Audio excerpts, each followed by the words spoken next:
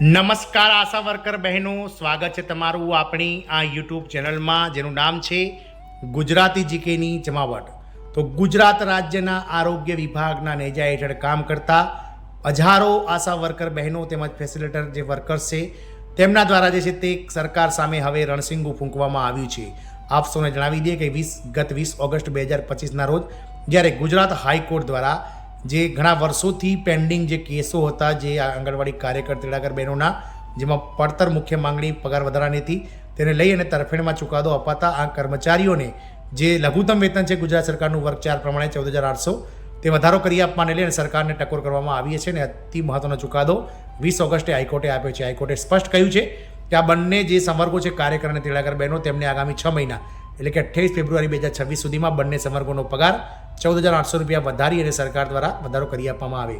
ત્યારે હવે આશા વર્કર બહેનો પણ અલગ અલગ જિલ્લાઓમાં કલેક્ટર કચેરી બહાર દેખાવો તેમજ આવેદનપત્રો આપવાની તેમની કામગીરી શરૂ કરી દીધી છે. કારણ કે ઘણા ખરા આશા વર્કર બહેનોએ સુપ્રીમ કોર્ટ હાઈકોર્ટમાં પોતાના કેસો ક્યારના મૂકેલા છે, પણ તેને લઈ અને સરકારે કોઈ પણ જાતની જે છે તે આ કેસને લઈ અને તૈયારીઓ દર્શાવી નથી અને હાઈકોર્ટ પણ કોઈ જાતનો ચુકાદો નથી આપતી. આશા વર્કર બહેનો કાયમી નોકરી અને ફિક્સ પગારના જે માંગ સાથે જે છે તે આવેદનપત્રો આપવા માટે એકઠા થઈ ગયા છે.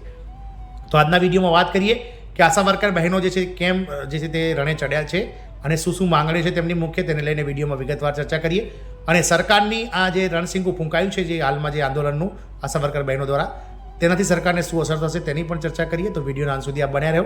જો ચેનલમાં પહેલી વાર વિડીયો જોતા હોય તો ચેનલને લાઇક અને શેર કરવાનું ભૂલશો નહીં અને અમારી ચેનલને સબસ્ક્રાઇબ કરી લો જેથી કરીને અમારી ચેનલ પર મૂકવામાં આવતા આવા ભરતીને લગતા આવા દેખાવોને લગતા આંદોલનને લગતા ન્યૂઝ તમને સરળતાથી ચેનલના માધ્યમથી ઉપલબ્ધ થઈ જાય.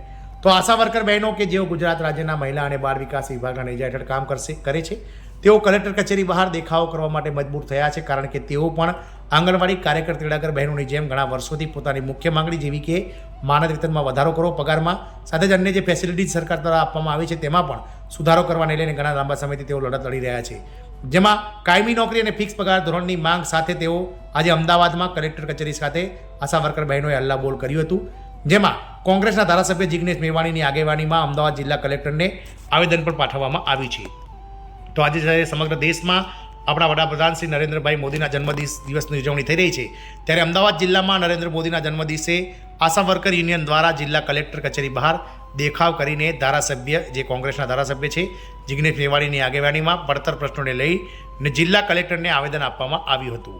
આપ સૌને જણાવી દઈએ કે જે આશા વર્કર યુનિયન જે છે તેમને કોંગ્રેસ સરકાર દ્વારા ટેકો આપવામાં આવી રહ્યો છે અને કોંગ્રેસના વડગામના ધારાસભ્ય જિગ્નેશ મેવાણી આ બહેનો સાથે ગયા હતા અને તેમણે અમદાવાદ જિલ્લાને કલેક્ટરને જે છે તે આ આશા વર્કર યુનિયન દ્વારા જે આશા બહેનોની જે વર્ષોથી પડતર માંગણીઓ છે તેને લઈ અને જિલ્લા કલેક્ટર કચેરીએ જે છે તે આવેદન આપ્યું હતું.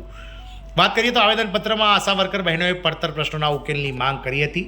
જેમાં આશા વર્કર બહેનોના મોબાઈલથી ઓનલાઈન કામગીરીની ફરજ બંધ કરવા, ઇન્સેન્ટિવ પ્રથા બંધ કરી કાયમી કર્મચારી અને ફિક્સ પગાર ધોરણ અંતર્ગત વેતન આપવા માંગ કરવામાં આવી છે. આરોગ્ય વિભાગના પાયાનું કામ કરનાર આશા વર્કર બહેનો દ્વારા જે છે તે કરવામાં આવે છે. જો આંગણવાડી બહેનોના પગારમાં વધારો કરવામાં આવ્યો હોય તો આશા વર્કરોને અન્યાય કેમ? આપ સૌને જણાવી દઈએ કે 20 ઓગસ્ટ 2025ના રોજ ગુજરાત હાઈકોર્ટે જ્યારે સરકારને આંગણવાડી કર્મચારીઓને લઘુત્તમ વેતન ગુજરાત સરકારના વર્ગ 4 પ્રમાણે 14,800 રૂપિયા પગાર વધારો કરવા સરકારને જે છે તે ચુકાદો આપ્યો છે ત્યારે આ આશા વર્કર બહેનો પણ તેમના પગાર વધારાને લઈ અને સરકારને પૂછી રહ્યા છે કે અમે પણ જે છે તે આગળ આરોગ્ય વિભાગનું જેમ આંગણવાડી કર્મચારીઓ મહિલા અને બાળ વિકાસ વિભાગનું પાયાનું કામ કરે છે તેમ અમે પણ આરોગ્ય વિભાગનું પાયાનું કામ કરીએ છીએ. તો અમને પણ જે છે તે પગાર વધારો આપવામાં કેમ નથી આવી રહ્યો અને અમારી સાથે અન્યાય કેમ થઈ રહ્યો છે? વર્ષ 2004થી આશા વર્કર બહેનો સેવા આપી રહી છે ત્યારે તેમને કાયમી કરવામાં આવે, તેમને વર્ગ 4 કર્મચારી મુજબનું જે 14,800 રૂપિયા લઘુત્તમ વેતન છે તે હાલમાં આપવામાં આવે. મહારાષ્ટ્ર, આંધ્રપ્રદેશ, મધ્યપ્રદેશ, પંજાબ, તેલંગાણા, ત્રિપુરા, કેરળા જેવા રાજ્યોમાં આશા વર્કરોને ફિક્સ વેતન અને ઇન્સેન્ટિવ આપવામાં આવે છે. ઉપરાંત આ બહેનોને નિવૃત્તિ સમયે પેન્શન, ગ્રેજ્યુટી, પ્રોવિડન્ટ ફંડની પણ માંગ કરવામાં આવી છે. અમદાવાદના નોન સ્લમ વિસ્તારોમાં આશા વર્કરને 50% ટોપઅપ ચાલુ કરવાની માંગ કરવામાં આવી છે. ધારાસભ્ય જિગ્નેશ મેવાણીએ જણાવ્યું હતું કે આશા વર્કર બહેનો આરોગ્ય વિભાગના પાયાની ઈંટ સમાન છે. રાજ્યમાં પોલિયો નાબૂદી, માતા મૃત્યુ દર ઘટાડો વગેરેમાં આશા વર્કર બહેનોનો મહત્વનો ભાગ છે. તેમને લઘુત્તમ વેતન આપીને કાયમી નોકરી આપવી જોઈએ તો તેઓ પણ વડાપ્રધાનની બહેનો છે તેમ તેમણે કહ્યું હતું.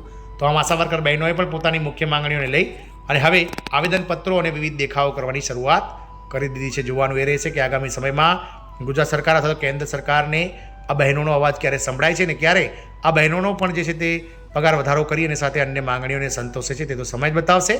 જય હિન્દ. અસ્તુ.